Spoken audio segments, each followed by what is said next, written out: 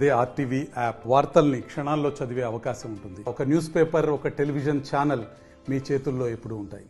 సూర్యరం దగ్గర ఈరోజు భారతీయ కిసాన్ సంఘ్ ఆధ్వర్యంలో ఈ యొక్క నేషనల్ హైవే 63కి సంబంధించిన బాధిత రైతులకు పక్షాన ఇవాళ మీటింగ్ పెట్టడం అనేది జరిగింది. దానికి మేము కూడా అందరం కూడా హాజరు కావడం జరిగింది. ఇది చాలా దుర్మార్గమైనటువంటి విషయం.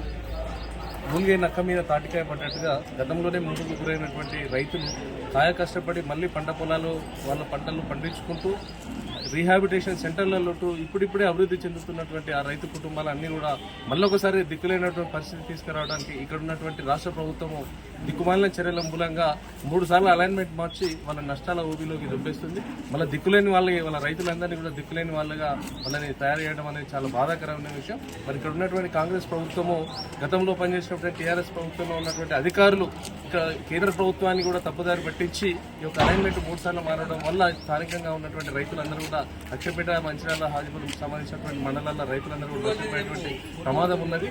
కాబట్టి ఇక్కడ ఉన్నటువంటి స్థానిక ప్రజలు, రైతులు, ప్రజలందరూ కూడా కోరుకునేది ఏంటంటే ఈ యొక్క రోడ్డుకు సంబంధించినటువంటి పాత రోడ్డుకి 20 ఫీట్లు అటు ఇటు తీసుకుంటే ఆ అలైన్మెంట్ ప్రకారం అట్లానే పోవాలి. లేదా గతంలో ఫస్ట్ 2018లో ఏదైతే నిర్ధారణ చేసిందో దాని ప్రకారంగా పోవాలి. కానీ ఈ యొక్క 3వ అలైన్మెంట్ ఏదైతే ఉందో దీన్ని పూర్తిగా వ్యతిరేకిస్తున్నామని చెప్పి స్థానిక ప్రజలు, రైతులందరూ కూడా కోరుకుంటారు. ఆ దిశగా ఇక్కడ ఉన్నటువంటి రైతులందరినీ కూడా కలుపుకొని వాళ్ళ కిసాన్ సంఘం కావచ్చు, మేము అందరం కూడా కలిసి అవసరమైతే కేంద్ర నాయకత్వం దగ్గరికి పోయి ఈ యొక్క అలైన్మెంట్ మార్చుకునే వరకు కూడా దీనికి అండగా ఉండి రైతులతో ఒక పెద్ద ఉద్యమాన్ని తీసుకొచ్చే విధంగా మేమందరం కలిసి రైతులతో. మరిన్ని వీడియోస్ కోసం ఛానల్ ని సబ్స్క్రైబ్ చేయండి. లేటెస్ట్ అప్డేట్స్ కోసం వాట్సాప్ ఛానల్ ని ఫాలో చేయండి.